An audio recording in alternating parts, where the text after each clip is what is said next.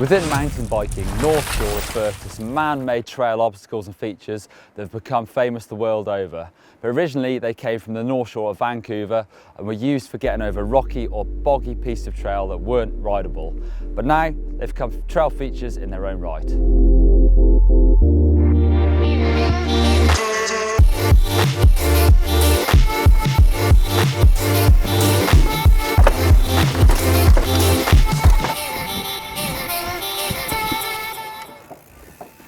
Quite often at bike parks you find these little skills areas with North Shore and skinnies.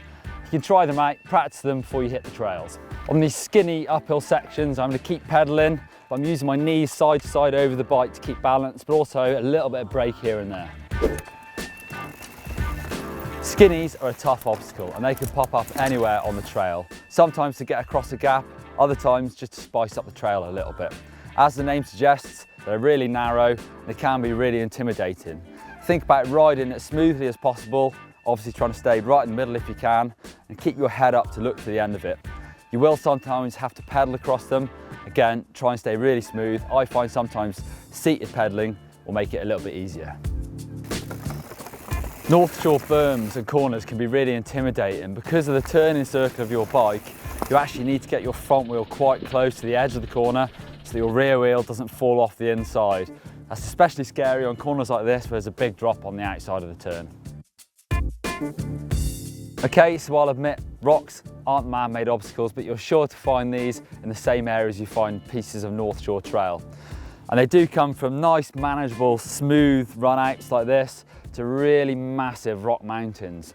And what's really important is your entry speed to these sections, and the run-out is really important. So don't come in too fast, because if you're on a really steep one, you might want to have to get off the brakes a little bit so you don't start sliding around, and keep your weight over the back of the bike.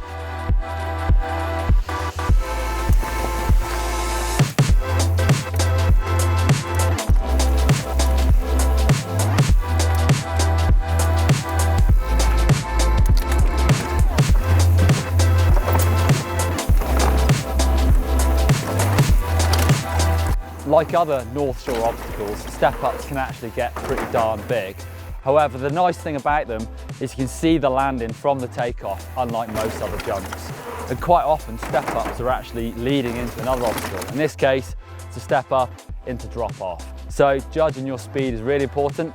Obviously, you need to go fast enough to get up onto here.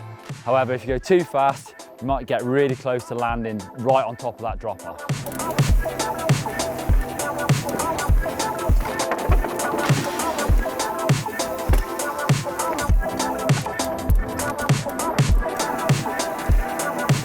The teeter-totter, or if you're from the US, the teeter-totter, is an obstacle that needs a little bit of patience and control.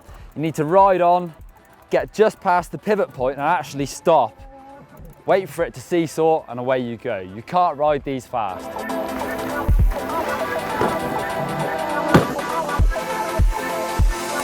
Steep berms and wall rides can be loads of fun.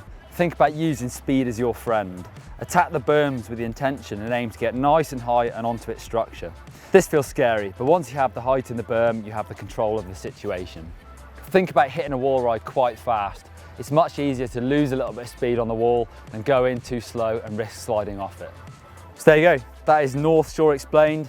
Can be pretty scary, especially in the wet when they get really slippy. If you want to see more videos that can help you out in North Shore, you can click up there for the top 5 trial skills every mountain biker should know, and click just over there for how to endo. Give us a thumbs up. Don't forget you can click on the logo to subscribe.